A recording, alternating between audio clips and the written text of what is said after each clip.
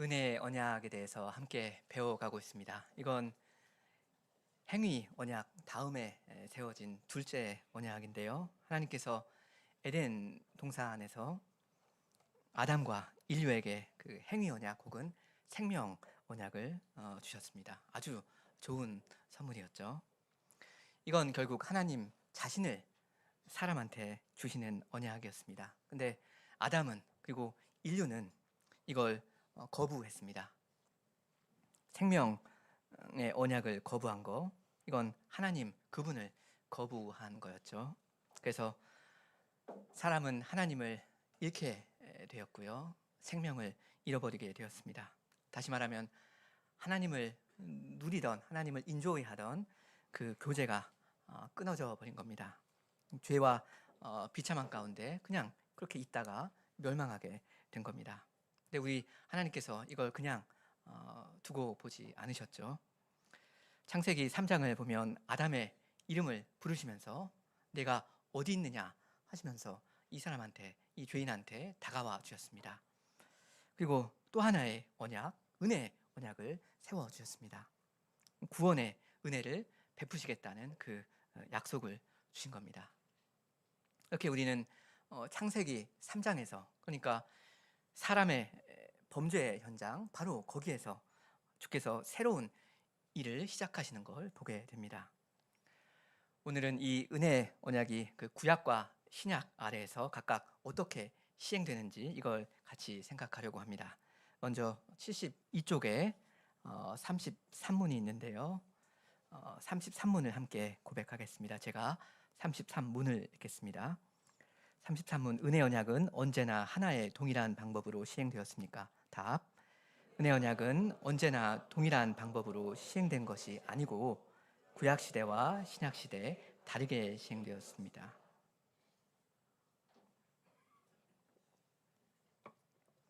은혜의 언약은 하나님께서 죄인들과 맺어주시는 관계입니다. 이 언약이라는 관계 안에서 주님은 아주 은혜로운 약속을 해주십니다. 영죽을 너한테 내가 생명을 주겠다.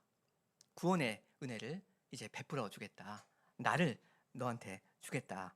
이렇게 약속하시면서, 그러니까 그리스도를 믿거라 하고 요구하십니다. 생명과 구원을 약속해 주시면서 그리스도를 믿으라고 명령하시는 거죠. 이게 은혜의 언약의 본질인데, 이 은혜의 언약의 본질은 항상 어느 시대나 동일합니다.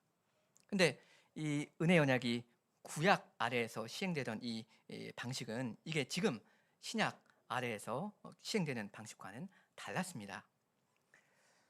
결정적인 차이점 하나는 중보자 예수님을 믿으라고 그 요구하시는 그 방식에 있습니다.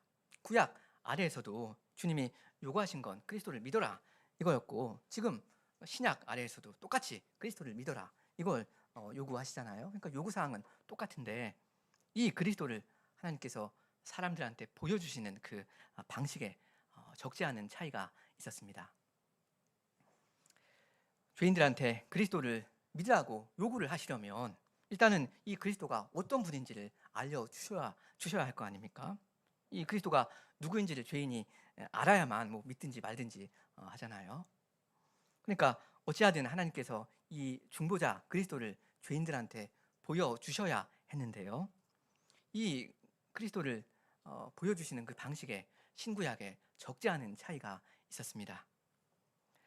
자, 그럼 구약 경륜 아래에서는 하나님께서 이 그리스도를 어떻게 자기 백성한테 보여주셨는지 우리 34문을 고백하겠습니다. 제가 34문을 읽습니다. 은혜의 언약이 구약 아래에서는 어떻게 시행되었습니까? 답. 은혜의 언약이 구약 아래에서는 약속, 예언, 제사, 할례, 유월절, 기타 여러 모형과 규례들로 시행되었는데 이것은 오실 그리스도를 예표하였습니다. 그것들이 그때에는 택하신 사람들로 하여금 약속하신 메시아를 믿도록 세우는 데 충분하였습니다. 메시아로 말미암아 그들의 죄 완전한 용서와 영원한 구원을 얻었습니다.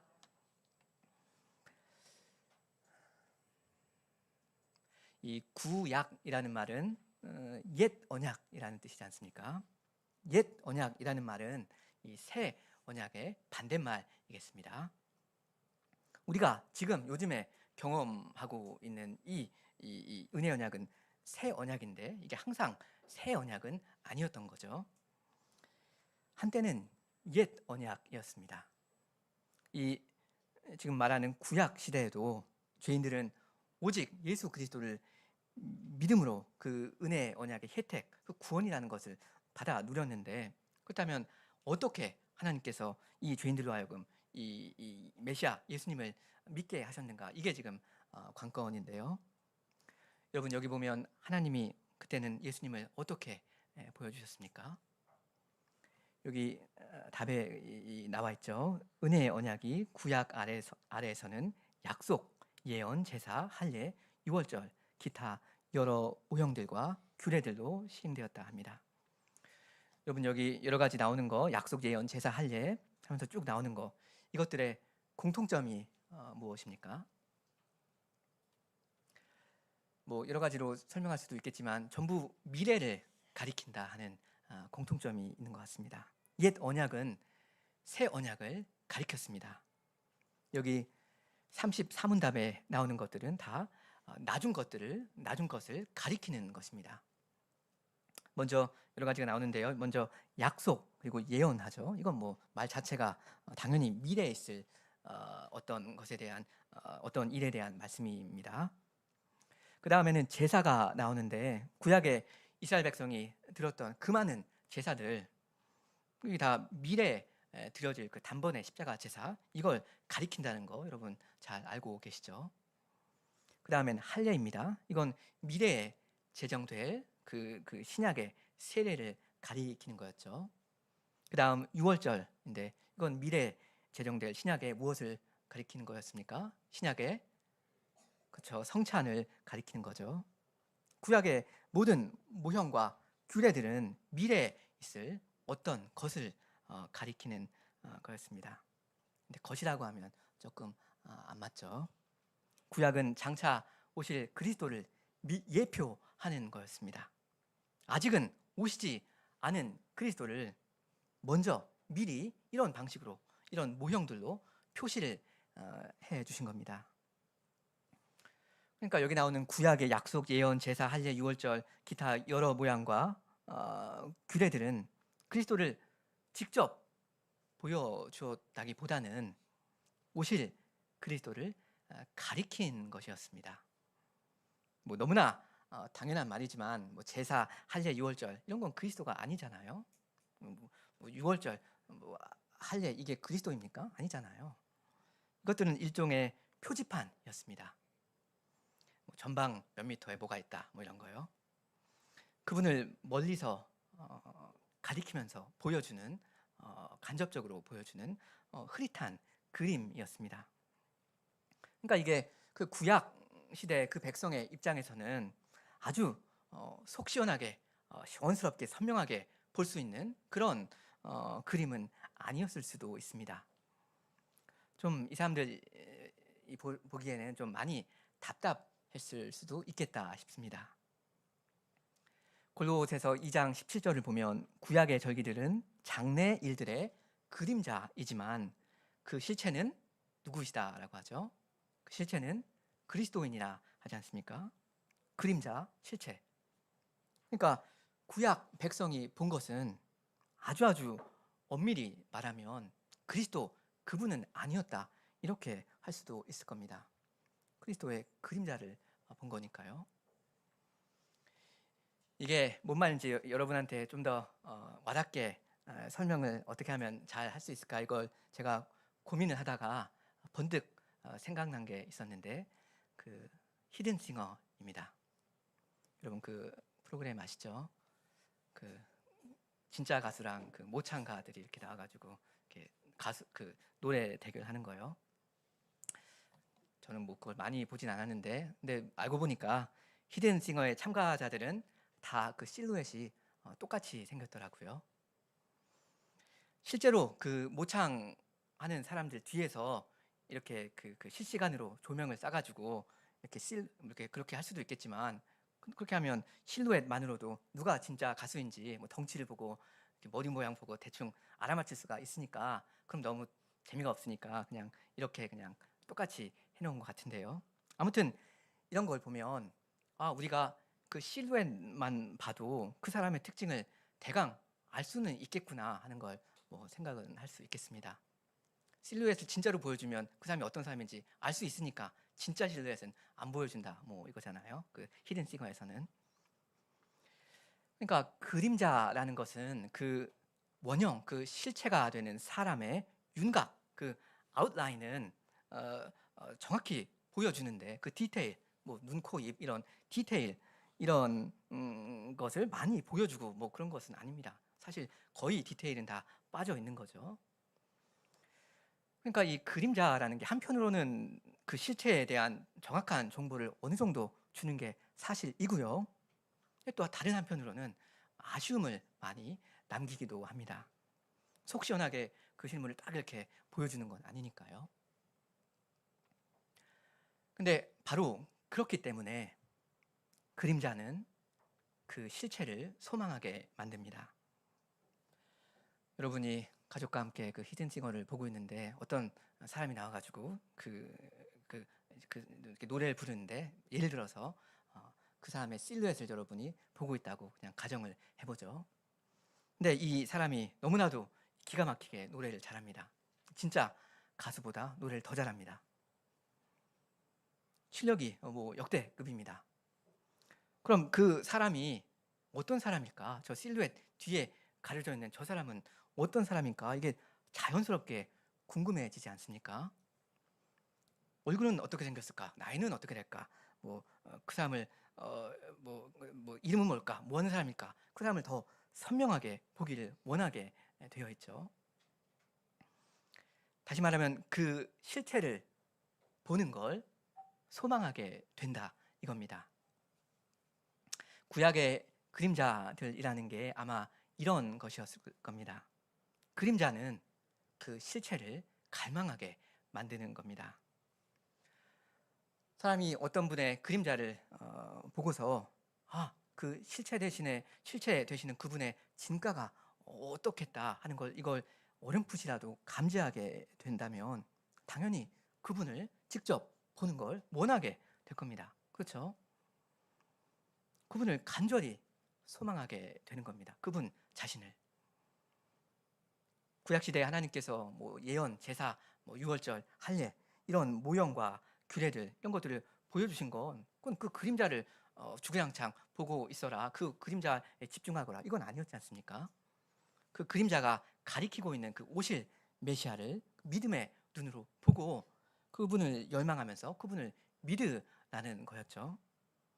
그리고 실제로 이런 일이 있었습니다. 구약시대. 택하신 백성은 다 이러한 부족한, 말하자면 부족한 이 그림자들을 통해서 예수님을 말하자면 보았고요. 그분을 정말로 믿었습니다. 믿음의 눈으로 이분을 본 겁니다. 히브리서 11장 1, 2절에 이러죠. 믿음은 소망하는 것들의 실체이고 보이지 않는 것들의 증거니 선진들이 이로써 증거를 얻었느니라 합니다. 그리고 방금 우리가 읽은 유리문답 74쪽 부분의 끝부분에 보면 이렇게 고백하죠. 그것들이 그때에는 택하신 사람들로 하여금 약속하신 메시아를 믿도록 세우는데 충분하였다 합니다. 그래서 메시아로 말미암아 그들은 죄의 완전한 용서와 영원한 구원을 실제로 얻었다 합니다. 이렇게 주님께서는 택하신 자기 백성을 구약 시대에도 얼마든지 구원하셨습니다. 그림자들을 보여주심으로써 이 그림자들의 실체 되시는 오실 그리스도를 보고 소망하고 믿게 하셨습니다. 호산나 우리를 구원하소서 속히 오소서 이렇게 하면서 이 메시아를 기다리도록 하셨습니다. 결국 이 실체이신 그리스도께서 과연 오셨는데요. 그게 35문입니다. 같이 고백하시겠습니다. 제가 35문을 읽겠습니다. 은혜의 언약이 신약 아래에서는 어떻게 시행되었습니까? 답. 신약 아래에서는 실체이신 그리스도께서 드러나셨습니다. 이 은혜의 언약은 말씀의 강설과 세례와 죄 만찬이라는 성례를 집행하는 것으로 시행되었고 지금도 그러합니다. 여기에서는 은혜와 구원이 더 충만함과 증거와 효과를 가지고 모든 나라에 제시됩니다.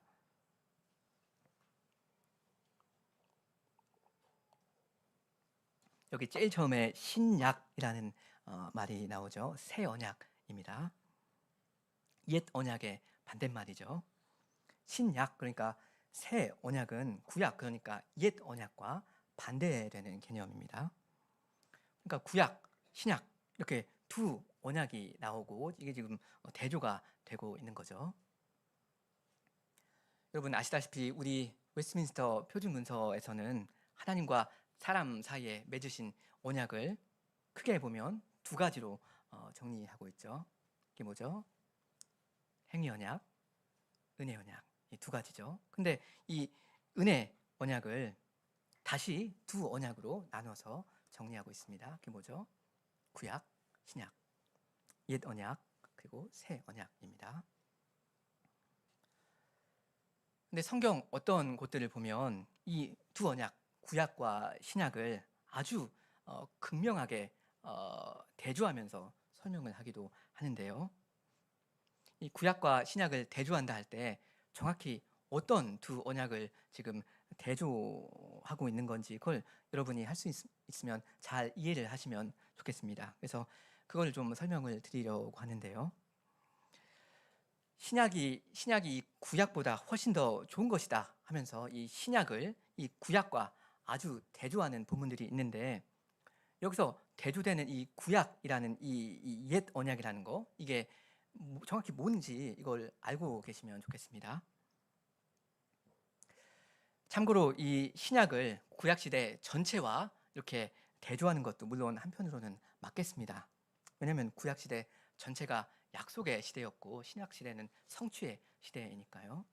그러니까 이 새 언약을 이 구약에 제시된 모든 언약들로 이해하는 거, 그렇게 이 구약의 모든 언약들보다 좋다, 이런 식으로 이해하는 것도 될 법하겠지만 보통 신약과 대조되는 그 구약이라는 것은 좀 더 구체적입니다. 여러분 성경이 그 새 언약과 대조하는 그 구약이라는 게 구체적으로 뭡니까? 모세 언약입니다.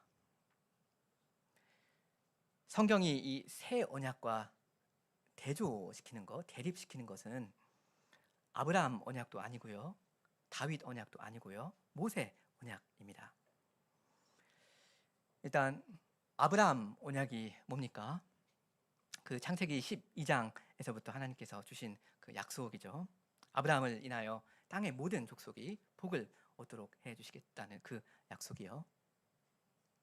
그리고 모세 언약은 뭡니까? 시내산에서 맺은 언약이죠. 그 출애굽기 19장에서부터 나오는데 이스라엘을 열국 중에서 하나님의 소유로 삼아 주시고 제사장 나라로 만들어 가시겠다. 이 약속이죠. 그다음 다윗 언약은 뭡니까? 사무엘하 7장에서 나오는데 이 다윗 왕조와 그 왕국을 영원히 견고하게 해주시겠다 하는 그 약속이죠. 그러니까 아브라함 언약, 모세 언약, 다윗 언약 이게 다 구약 시대에 맺어주신 언약인 게 틀림없는 사실인데요. 근데 성경이 신약과 구분이 되는 대조되는 구약이라는 말을 쓸 때 이 언약들을 전부 다 통칭하는 것이 아닌 것 같습니다. 성경은 유독 모세 언약과 이 신약을 대조합니다. 그래서 말하자면 가장 구약스러운 언약은 모세 언약이다 이렇게 말할 수도 있을 것 같습니다. 이게 뭔 말인지 몇 가지 본문을 가지고 설명을 드리겠습니다. 먼저는 고린도후서 3장을 같이 보겠습니다. 아까 읽었는데요.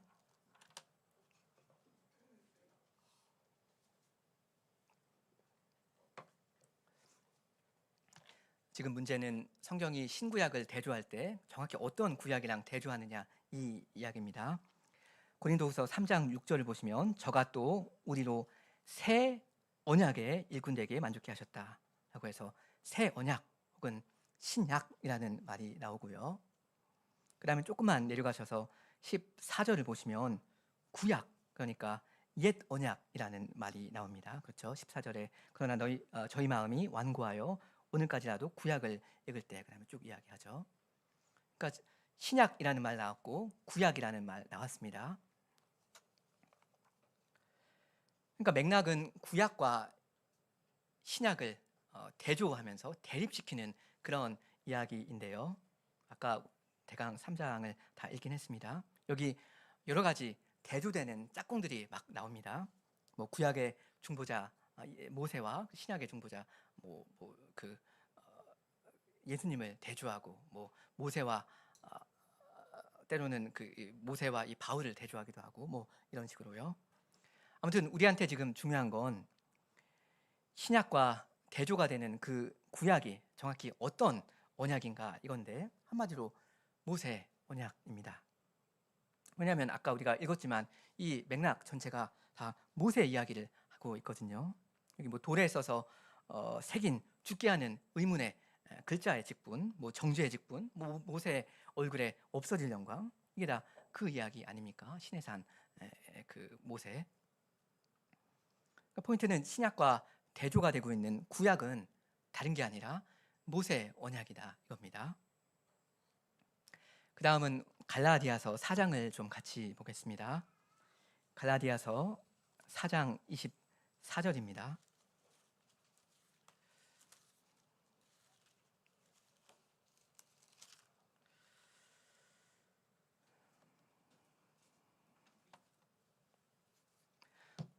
갈라디아서 4장 24절 우리 같이 읽으실까요? 24절입니다. 이것은 비유니 이 여자들은 두 언약이라. 하나는 시내산으로부터 종을 낳은 자니 곧 하가라.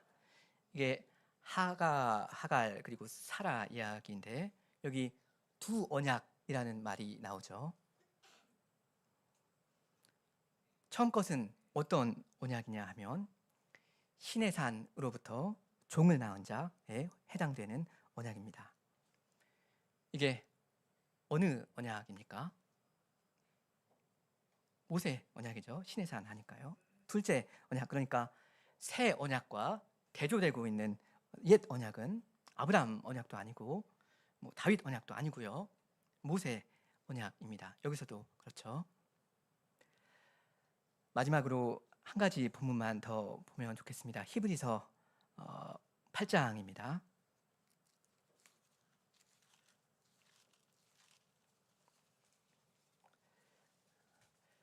지금 신약과 대조되는 그 옛 언약이라는 게, 구약이라는 게 정확히 뭐냐, 이 이야기인데요. 제가 8장 5절을 읽겠습니다.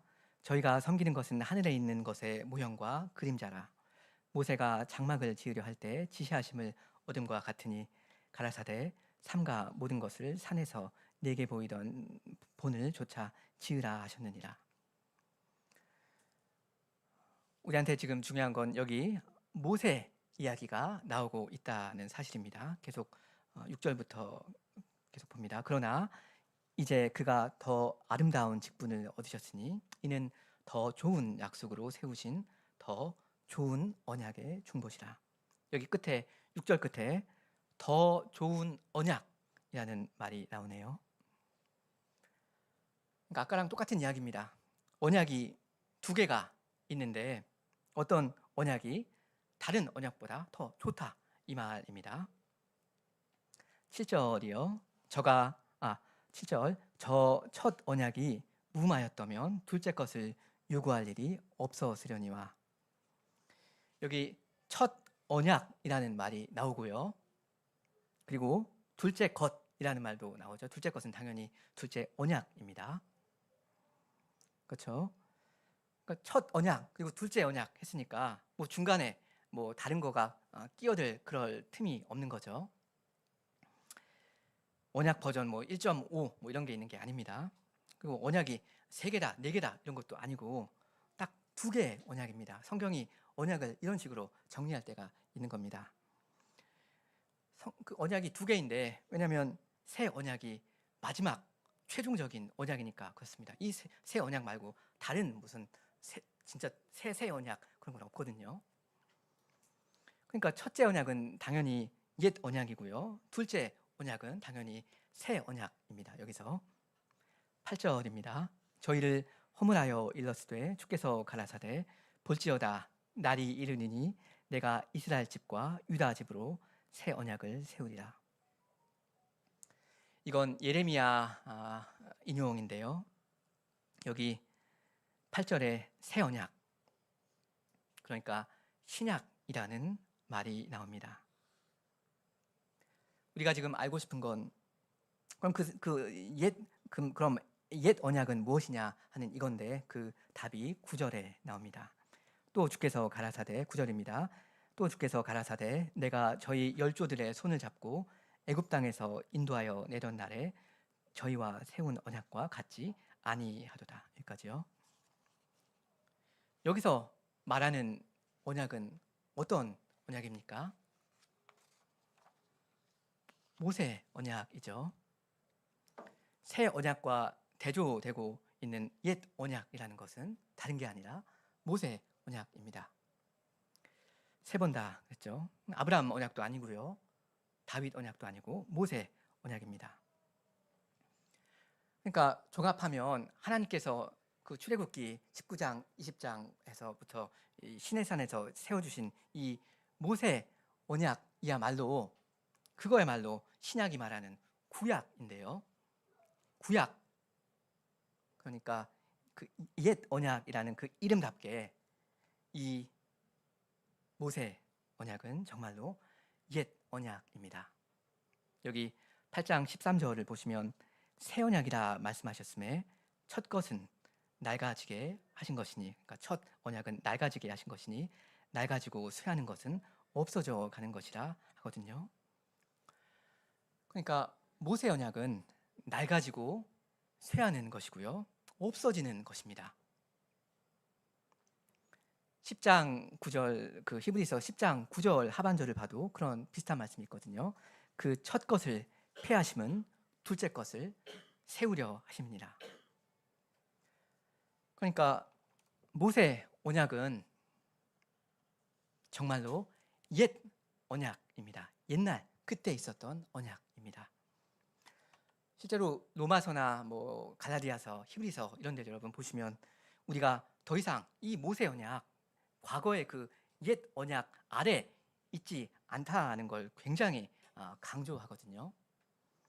그리스도의 오심과 사심과 죽으심과 다시 사심으로 새 언약의 시대가 왔고요. 옛 언약의 그 시대는 감사하게도 가버렸습니다. 그것은 과거입니다. 그걸 굉장히 중요하게 이야기하거든요. 이 옛 언약이 가리켰었던 모든 것을 그리스도께서 이 새 언약의 중보자가 그걸 성취하셨기 때문입니다. 요약하면 그 창세기 3장 15절에서 약속하셨던 그 은혜 언약, 그 은혜 언약이 이 아브라함 언약과 그 다음 모세 언약과 그 다음 다윗 언약을 통해서 점점 구체화되면서 이렇게 실현되다가 그게 결국엔 새 언약으로 그 약속이 성취되는데요. 그 중에서도 그 좀 특이하게 모세 언약은 새 언약의 성취와 함께 이 모세 언약은 무대 뒤로 빠지더라 하는 겁니다. 이건 다윗 언약이나 아브라함은 그렇지 않거든요.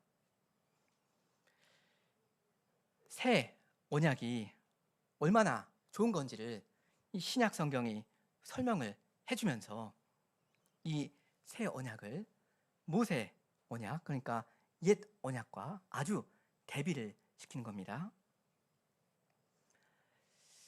지금까지 그 말씀드린 내용은 사실 워낙 큰 주제이고 좀 뉘앙스 있게 다루고 이해되어야 할 문제이기도 한데요.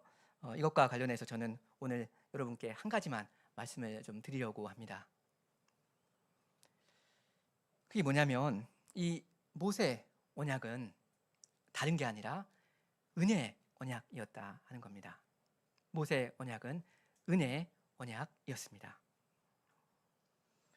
여러분, 모세 언약은 행위 언약이 결코 아니었습니다. 그렇게 오해하게 할 만한 요소들이 좀 있는 건 사실이지만 모세 언약이 행위 언약은 아니었거든요. 모세의 언약은 은혜 언약이었습니다. 왜냐하면 오직 하나님께서 이 이스라엘 백성을 그 애굽 땅 종되었던 집에서 그냥 일방적으로 건져 주시고 그 다음에 이 좋은 언약을 맺어 주셨거든요. 은혜로. 그러면서 순종을 요구하신 거예요.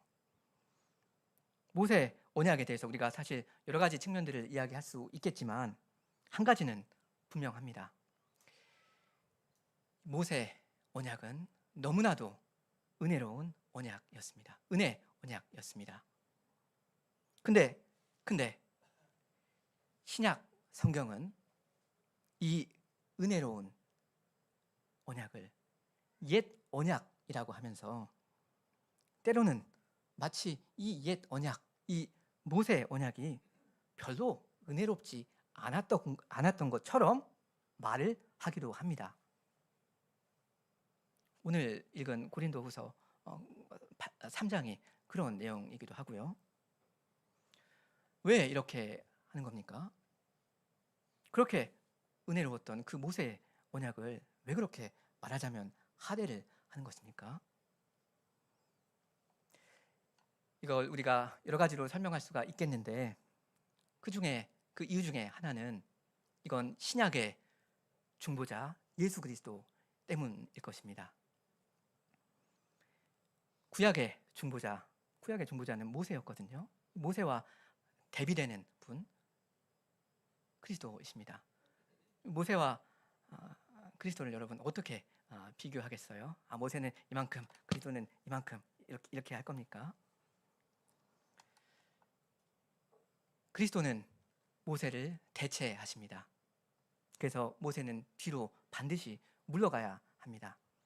실체이신 이 그리스도께서 마침내 오셔가지고 새 언약을 그 피로 딱 이루시고 엄청난 은혜를 그냥 쏟아 부으시니까 과거 그 모세 언약, 그 은혜로웠던 모세 언약은 그저 대조의 대상이 된 겁니다. 은혜가 흘러 넘치는, 만민에게 흘러 넘치는 이런 시대가 오고 나니까 이렇게 그냥 되어 버린 겁니다.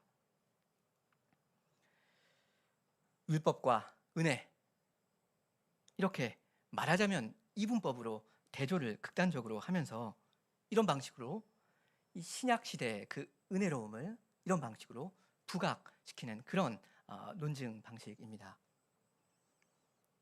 이게 구약에 은혜가 없었던 게 결코 아니었다는 걸 다 알면서도 이런 방식으로 하나님이 말씀을 하십니다.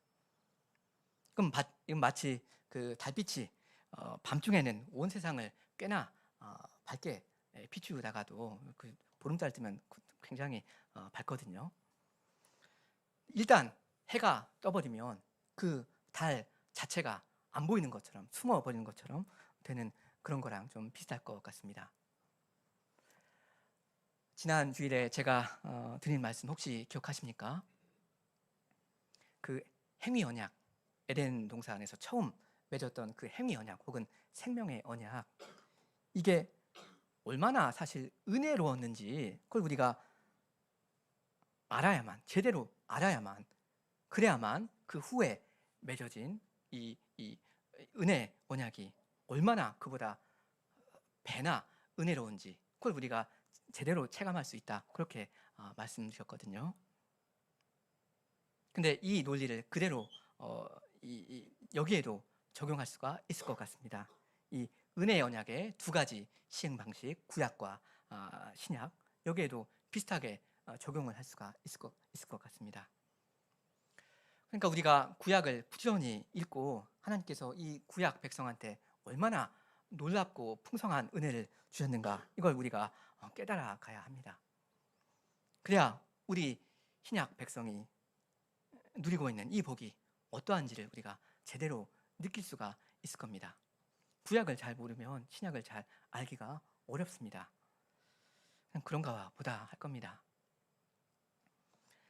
주님께서 죄와 비참함 가운데 놓여있던 이 구약 백성을 불쌍히 여겨주시고 은혜로운 그 은혜 언약을 맺어 주셨잖아요. 근데 이 은혜로운 그렇게 은혜로운 그 은혜 언약을 제대로 그 혜택을 누리지 못하던 백성을 주님은 다시 한번 불쌍히 여겨 주시고 이 낮은 자리로 직접 찾아와 주셨습니다.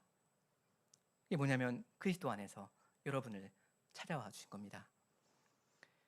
이 그리스도로서 하나님께서 여러분을 다스리시고요. 그리고 말씀의 강설과 성령의 집행으로 그 넘치는 은혜를 여러분한테 쏟아 부어 주십니다. 은혜 위에 은혜입니다. 얼마나 여러분 좋습니까? 구약의 그 그림자들이 오실 메시아를 믿도록 인도하는데 그만큼 충분하였다면 신약의 그 실체는 여러분 얼마나 더 합니까? 그리스도께서 과연 분명히 오셨고 죽으셨고 틀림없이 부활하셨습니다. 그러므로 모든 사람에게 믿을 만한 얼마든지 믿을 만한 증거를 주셨습니다. 이러한 증거와 은혜를 보고도 믿지 않는다면 그 책임이 얼마나 큽니까? 넘치는 이 은혜를 왜 우리가 다 받지 않겠습니까? 다 받아야 합니다. 그렇지 못하면 구약의 백성들 정말 의아해 할 겁니다. 우리는 저 그림자만 보고도 이 그리스도를 얼마든지 믿었는데, 그러니까 충분히 그 구약의 그 구원을 누렸는데 왜 저 사람들은 신약의 그 풍성한 말도 못하게 흘러넘치는 그 은혜를 보고도 저 그리스도의 실체를 저렇게 선명하게 보고도 아무런 반응이 없는가? 왜 성령을 받고도 사람들이 움직이지 않는가? 궁금해 할 겁니다. 주님은 여러분에게 많이 주셨고 그걸 다 받으라 하십니다. 그러면서 많이 요구하십니다. 여러분 신약의 중보자 예수 그리스도를 더욱더 알아가시고 믿고 순종하시기 바랍니다. 함께 기도하시겠습니다.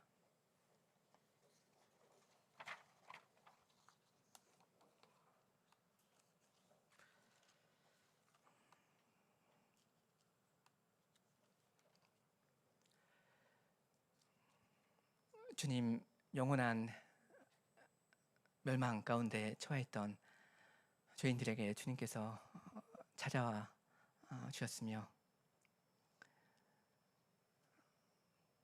구약에 베풀어진 그 많은 은혜와는 비교할 수도 없는 놀라운 은혜를 예수 그리스도 안에서 오늘날 저희에게 베풀어 주시온데, 지금 저희가 때로는 믿음이 연약하여서 그리스도를 보지 못하고 그리스도를 믿지 못하는 그러한 형편에 있사옵니다.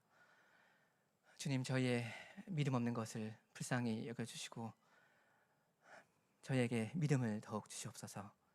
하나님의 독생자 그리스도를 저희가 하나님의 말씀에서 선명히 보고 그 그리스도를 더욱더 힘있게 믿고 신뢰하며 나아갈 수 있도록 하여 주시옵소서.